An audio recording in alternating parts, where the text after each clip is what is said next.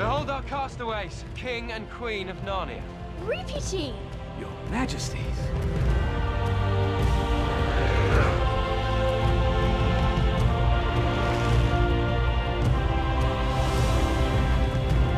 Where in the blazes am I? You're on the Dawn Treader. Was it something I said? This Christmas, There is the source of your troubles. enemies will unite. It seeks to corrupt all goodness, to steal the light from this world. And the only power to stop them That sword you carry, it must be laid at Aslan's table. Only then can their true power be released. lies beyond Narnia itself. Aslan's country. Do you really believe there's such a place?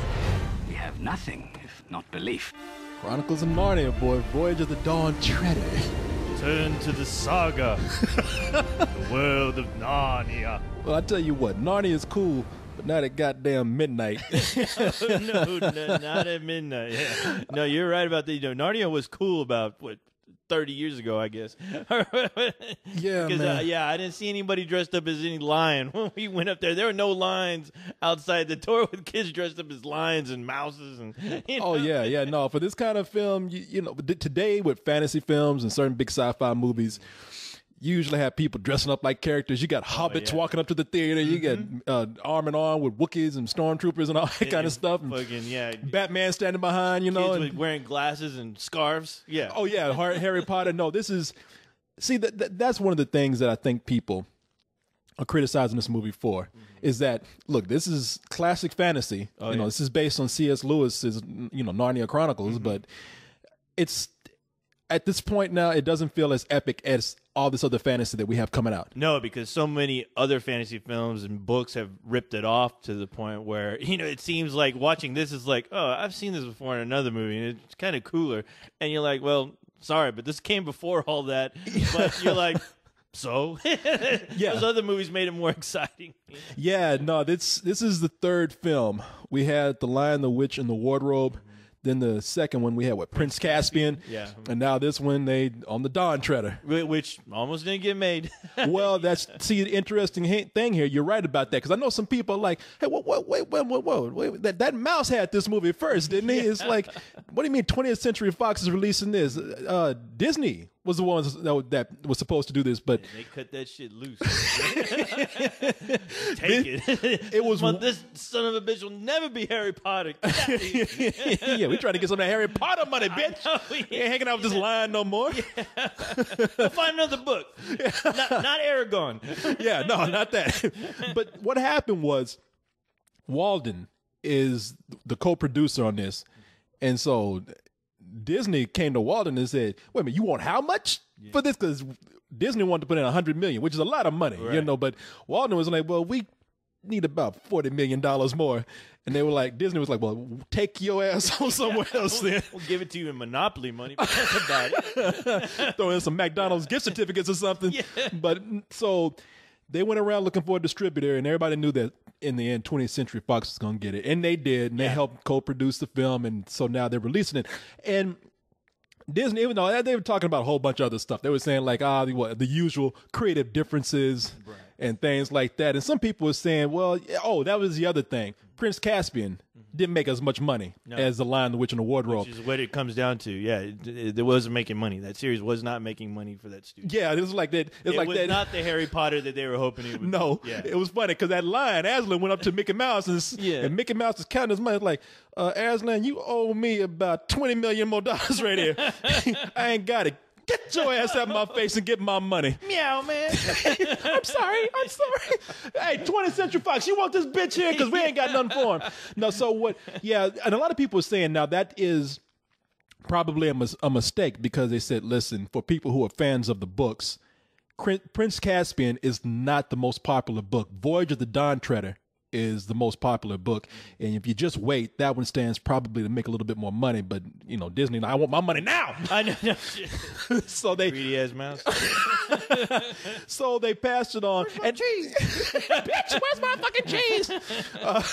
So now everybody's saying, well, all right. Some people saying it's a mistake they passed it up. Some people are saying, good, Disney, get rid of that shit right now. The question is, was it a wise move? And it all comes down to right now, being that the movie hasn't gone on to its weekend gross. What do the critics think? Well, a lot of critics are saying, we were talking about this earlier, the biggest tagline. You know, everybody thinks they're clever. Everybody's using the same joke and they think they're clever. You mean Voyage of the Yawn Treader? I'm so clever, aren't I? Clever Clarice. Clever girl. But I know and you look at the pictures of the people who said that, and they're like all old. yeah, they're all old. Of course, yeah. Well, forgive them for that old vaudeville material that they're pulling out of their ass. What you need to do is get your old ass online and see how many people are using that joke. I know. But I have to say, man, after hearing all of the critical reception, which it's been mixed, but leaning more towards just mediocre to average, I enjoyed the film. Yeah, you know what? Shockingly enough, I enjoyed it too. I was like, wow, this isn't the big train wreck I was expecting it to be. And unfortunately, because we were talking some mad shit about the movie before we even saw it. I feel so bad. I look at Rotten Tomatoes. yeah. Even the good reviews are talking shit about this movie. Chronicles of Narnia. You will never ever be Percy Jackson. Never. You may be Harry Potter, but never Percy Jackson. You'll never be no Mr. Jackson. Yeah. Nah, I watched this and I was thinking to myself, that is really misleading for people to say Voyage of the Yawn Treader, because I didn't ever find myself really bored by this. And I think the reason why people, that they're confusing boring with being more children's fantasy. This is not the level of Harry Potter. It's not as dark as Harry Potter is. It's not as dark as Lord of the Rings. This is light fantasy. Which is good, because it sets itself apart from the rest of the series, and it's actually like strangely enough, and I'm like, I want to slap myself after saying this. It's a breath of fresh air actually from a fantasy film, where I'm like, you know what? Yeah, this doesn't need to be dark, because it's telling a story and it's not trying to be anything. You know, I have to pat the fucking filmmakers on the back here, because it's like they could have easily gone that route, where it's like, well, everyone's doing dark fantasy right now. Yeah. So we might as well jump on that bandwagon, because apparently that's what people want to go see. I think that it's a smart decision, as you just said, to steer away. Harry Potter has gone darker. We've had people who have tried to be Harry Potter ripoffs. Now this is a family fantasy film, which I mean by fantasy light. You have some sword play in there, but there ain't no blood. No, nobody's gonna die. I don't even think anybody got killed. I think they got in a sword fight. So most I saw was somebody got poked in the ass. Yeah. Ow! You know, that's about it, man. CGI monster went, yeah. That's it. So I think it's perfect for kids. I mean, listen, if you're going in expecting something heavy, you might be disappointed, which I think a lot of critics are. Right. But for this kind of movie, I don't think it needs to be that. I think there is a niche for more of a family-friendly fantasy film. And with this one, I have not read any of these books, but I like the way the story is going. And this time when we return to Narnia, we do not return with everybody. We return with the two youngest kids. It's the youngest kids. Yeah, the Edmund, the Penvency kids, or Penvencies, or whatever the last name is. Yeah. Oh, British ass names. Yeah, it's Edmund and Lucy. Who were the older kids? It was Peter and Susan. They're too old to go to Narnia now, so they're left behind. Yeah. Just like me, I'm too old to be watching this goddamn movie. Yeah, all of us too old to go to Narnia right now, but we win. Yeah. But yeah, Edmund and Lucy go, and they're accompanied by their old whiny ass cousin, useless. That's what they should have changed his name to. Yeah, Eustace. Eustace, yeah, which is the actor that they had play that kid is the strangest looking kid I've seen in a really long time. It's a kid named Will Poulter, and that kid looks like, now who was that chick that was in $1 Million Baby? Oh wait, are you talking about the Karate Kid? Yes, you know who I'm talking about. Yeah. That kid looks like, hey, I know who I'm talking about here. I know that kid looks like if you crossed a pig with Hilary Swank. There you go. You got that kid right there. And that kid is the most fuddy-duddy complainer I've ever seen. In fact, that's one of the complaints I have about it, is that kid is going through the whole movie like, these creatures, I've never seen anything like this. I just want to go home. Oh, I must contact the British Council about these mythological monsters around here. I will not have this. I will be riding with the queen over crumpets today. Exactly. Yeah. This fucking line has made me miss tea time. But yeah, so I thought he was overdoing that a little bit. He was kind of annoying, which I guess he was doing his job because you really wanted him. You wanted to see somebody fucking stab that kid with a sword. But I thought that he did such a good job at the beginning of that I was actually like every time he was on the screen, I was really into him. You know what? And I didn't know if that was because he really made me believe that he was a really annoying kid or that he just looked so fucking weird. You know what? After a while, he was complaining a lot before, and I think he was laying it on thick. But I grew to kind of like him. I did too. As the movie went along, he added what was needed. I thought because at first I thought they were focusing on him too much, but after a while I was like, he's the comedy that we need to see in this. He's us basically. Yeah, you know, being reintroduced into this world, going, what the fuck is this? I know we'd be the ones that'd be like, talking fucking mouse. Give me, wait, hey, I man. thought he fired us. Talking goat man. What the hell? Yeah, goddamn it! I was at home in bed. Now I'm up here with a goddamn talking mouse. Get me back home. Everyone has lost their marbles. The Queen will be notified today. As soon as I get back to London town.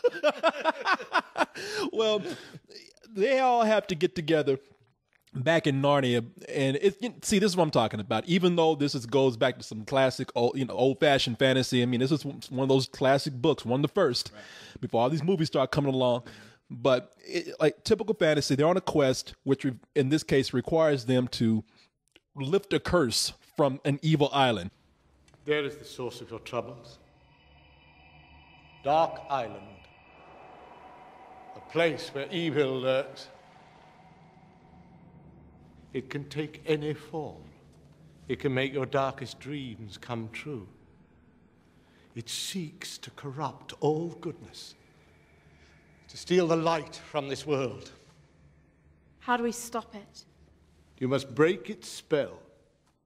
And save 7 lords to restore Aslan's land. And to do that, they have to find these 7 swords. Swords, or have you say? Well, they're off to find the 7 lords by saving them with 7 swords. By saving the 7 swords. Yeah, and joining back these 7 swords so that they can, I don't know, a big light can pop up and everybody can be and powerful. Can scream by the power of Grayskull. Just I was waiting. I have the power. See, even He-Man beats this thing, man. I was waiting for them to turn Aslan into Battle Cat. That's what let's amp this up. Come on. Harry Potter's doing it. Yeah, get it together, man. Yeah. So that's about it. I mean, when you're watching this movie, I'll be honest with you. When the movie is very effects driven. And so when you're watching this, I doubt if you're going to really care that much, because that's another complaint. This quest, it's not that big of a quest to me. It's like, I know they're going to reach it. It's a typical fantasy quest.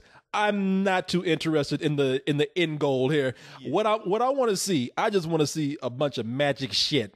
All right, I want to see a bunch of talking animals. I want to see a bunch of lights, effects, and monsters. And people are saying that this movie opens up strong with a big special effects scene, and it ends strong with a big special effects scene. But the voyage in between that is not all that great. And I kind of have to disagree with that, because while, sometimes there wasn't a lot of action going on, there was always some magical mystery or something that popped up to at least make me wonder what was going on. No, what I liked about it is that, during that whole middle part, which I was dreading, because I was like, okay, I've heard that this middle part is really slow and boring. And actually, I actually enjoyed some of it because it was very character driven.